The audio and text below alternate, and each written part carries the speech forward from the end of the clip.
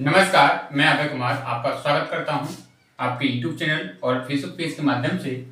आज हम class 12th का टॉपिक है वह पढ़ रहे हैं, ठीक है। और आपका फर्स्ट चैप्टर है sexual reproduction in flowering plant and topic है काइंड्स ऑफ फीमेल्स गैमेटोफाइट, या हम बोल सकते हैं बेटा मादा युगकोद्भिद के प्रकार, ठीक है। तो इसको हम पढ़ने का प्रयास कर रहे हैं। जैसे मैं आपको बताना चाह रहा था कि आप इस टॉपिक को पढ़ेंगे अच्छी तरीके से और समझने का प्रयास करें। इसमें पढ़ना क्या है, हमें ये चीज समझो, ठीक है। इसमें हमें पढ़ना है कि जो मादा युगकोद्भिद होते हैं वो क्या होते हैं, निम्न प्रकार के होते हैं। निम्न प्रकार के कौन कौन से होते हैं वह इस वीडियो के माध्यम से हम आपको बताने का प्रयास करेंगे। नंबर फर्स्ट हम बात कर रहे हैं विकास क्रिया में भाग लेने वाले जो दीर्घ होते हैं, ठीक है। किसमें? विकास क्रिया में भाग लेने वाले, कौन से? भाग लेने वाले मेगास्पोर, ठीक है। क्या बेटा? मेगास्पोर स्पोर्स, अथवा हम बोल सकते हैं दीर्घ बीजाणु केंद्रक, ठीक है। या हम बोल सकते हैं दीर्घ बीजाणु केंद्रक मेगास्पोर न्यूसेल्स की संख्या के आधार पर जो मादा युगकोद्भिद है वो निम्न प्रकार के होते हैं। क्या बेटा? मादा युगकोद्भिद निम्न प्रकार के होते हैं,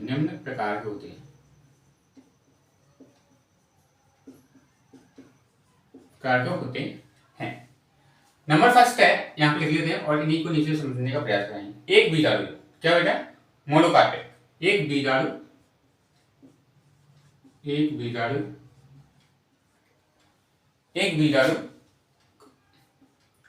नंबर सेकंड है द्विबीजाणु, क्या बेटा? द्विबीजाणु। और नंबर थर्ड है वो है चतुर्बीजाणु।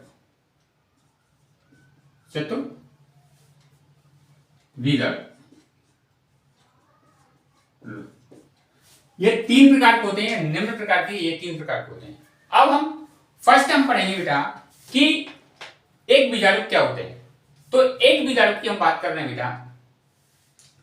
एक बीजाणु, इसमें दीर्घ बीजाणु या मात्र कोशिकाएं या मेगास्पोर मदर सेल से अर्धसूत्री विभाजन करने के फलस्वरूप बने कितने? 4 दीर्घ बीजाणुओं में से 3 क्या हो जाते हैं? नष्ट हो जाते हैं, और एक क्या होती है, वो केवल एक ही दीर्घ बीजाणु सक्रिय रहता है। इसमें मादा युगकोद्भिद का विकास होता है। ये मैंने आपको इससे पहले वाले टॉपिक में भी बताया था, उससे पहले वाले टॉपिक में भी बताया था। अब मैं इस टॉपिक में आपको बताना चाह रहा हूं जो मदर सेल्स होते हैं, ठीक है। मेगास्पोर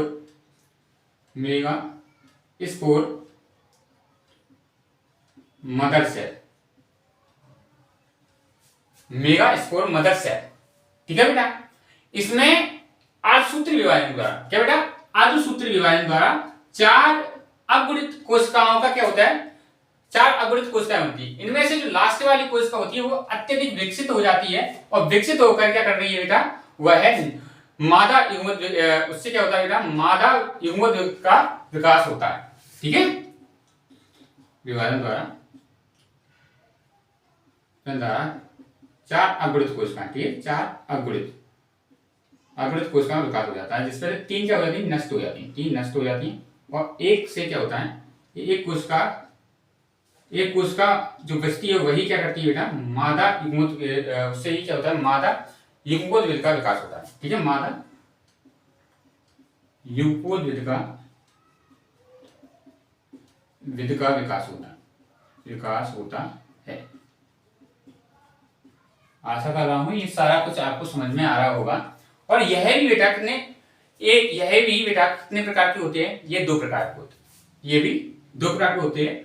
फर्स्ट जो होता है वो होता है एक बीजाणु 8 केंद्रीय या मोनोकार्पिक 8 न्यूसेल्स, ठीक है। एक बीजाणु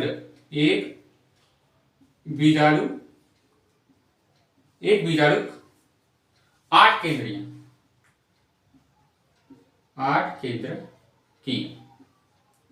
आशा कर रहा हूं ये भी आपको अच्छी तरीके से समझ में आएगा।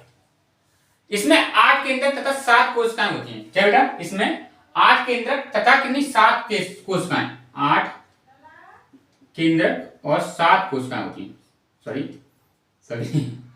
7 कोशिकाएं होती हैं, 7 कोशिकाएं होती हैं।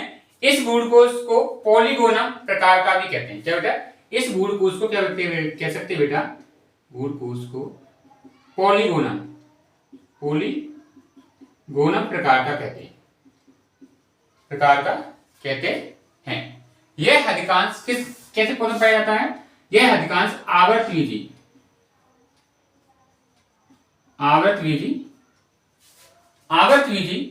पौधों में पाया जाता है, आवर्तवीजी पौधों में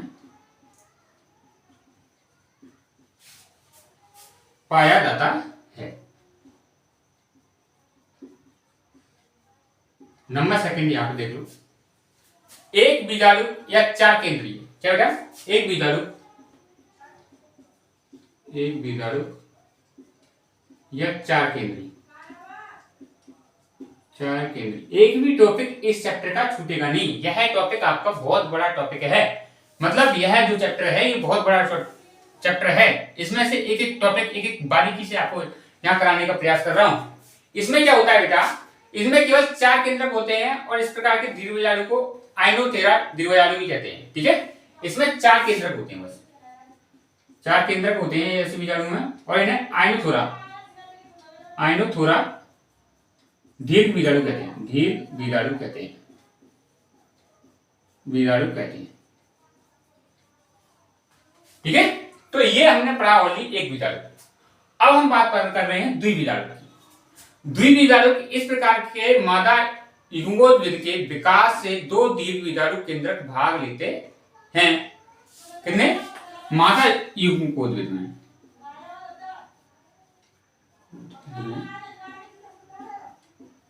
में 2 दीर्घबीजाणु क्या लेते हैं, भाग लेते हैं, 2 दीर्घबीजाणु भाग लेते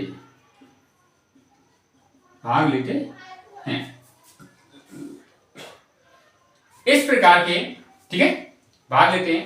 इनमें 8 केंद्रक होते हैं, इनमें 8 केंद्रक होते हैं, 8 केंद्रक होते हैं। जैसे हम बात कर रहे हैं बेटा प्याज, तो ये वाला आपको टॉपिक समझ में आया होगा, द्विबीजाणु, और यहाँ पे एक बीजाणु को भी समझ में आया होगा, आशा कर रहा हूं। अब हम पढ़ेंगे चतुर्बीजाणु। इस प्रकार में मादा युग्मोद्भिद के विकास में 4 दीर्घबीजाणु के केंद्रक भाग लेते हैं। किसके, 4 दीर्घबीजाणु के। ठीक है, मादा युग्मोद्भिद में 4 दीर्घबीजाणु भाग लेते हैं। ठीक है, मादा युग्मोद्भिद में 4 दीर्घबीजाणु भाग लेते हैं। इनमें 8 अथवा 16 केंद्रक होते हैं। कितने, 8 अथवा 16 केंद्रक होते हैं। अब आपको यह टॉपिक अच्छी तरीके से समझ में आया होगा, काइंड्स ऑफ फीमेल गैमेटोफाइट्स। अब इसके बाद जो टॉपिक आएगा वो है बेटा पॉलिनेशन, या हम बोल सकते हैं परागकण पढ़े थे हम, परागकण पढ़ेंगे अब। ठीक है, तो ये टॉपिक कैसा लगा आप हमें वीडियो के माध्यम से, कमेंट के माध्यम से बताइएगा।